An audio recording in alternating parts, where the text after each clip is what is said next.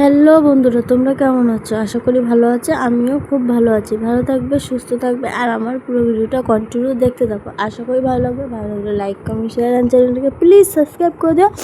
আর যারা এখনও আমার চ্যানেলটিকে ফলো করনি, প্লিজ তোমরা আমার চ্যানেলটিকে ফলো করো। আমার চ্যানেলে একবার ঘুরে আসো, আশা করি ভালো লাগবে।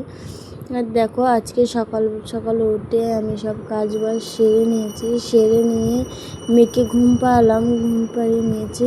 আর আমার স্নান সব কমপ্লিট করে নিয়েছি, সব কাজ বাজ সেরে, কারণ পরে আবার করবো, কিন্তু বাসি সব কাজ বাজ সারার পর না স্নান করলে ভালো লাগে না, তাই আমি স্নান টান করে নিয়ে তো এখানে ঘুম পাড়িয়ে তারপরে আমি ফ্রেশ হয়ে নিয়েছি। তারপরে এখানে দেখো একটু চা খাবো বলে চা বসিয়ে দিয়েছি। আর যেহেতু আমি একাই ছিলাম, এর জন্য একজনের জন্যই 1 কাপ করছিলাম, যেহেতু আমি একা খাবো। এই দেখো, চা প্রথমে জলটা ফুটিয়ে চিনি দিলাম, দিয়ে আবার ফুটালাম, তারপরে আবার চা পাতা দিয়ে ফোটাচ্ছি চাটা। আর দুধ চা খাবো না, লিকার চাই খাবো। দুধ চা খেতে ভালো লাগছে না, মনে হলো একটু লিকার চা করে খাই, এর জন্য। এখানে দেখো আমি চা বসিয়ে দিয়েছি, আর চা হয়েও গেছে। আমি চাটা ঢেলে নিচ্ছি কাপে তো না, মানে গ্লাসে।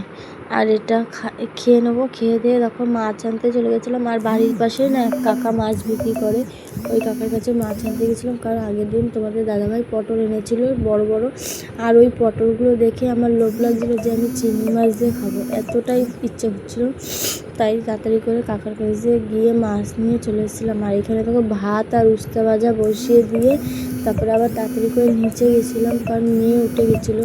আর আমি আলাদাই খাচ্ছিলাম কদিন। তারপরে শাশুড়ির শরীর খারাপ, তোমরা তো শুনছিলে, তো সেই শাশুড়ির শরীর খারাপ বলে আবার নিচে রান্না করছিলাম। তারপরে কোনো কারণে আমি আবার উপরে এসেছি, রান্না করেছি। এই জন্য উপরে এরকম উস্তে ভাজা গোল গোল করে কেটে ভেজেছিলাম, তোমাদের তো দেখালাম। আর বটবটি আলু ভাজা আর পটল চিংড়ি। আর তোমাদের ভিডিওটা কেমন লাগলো? এদের সন্ধ্যাবেলার টিফিন।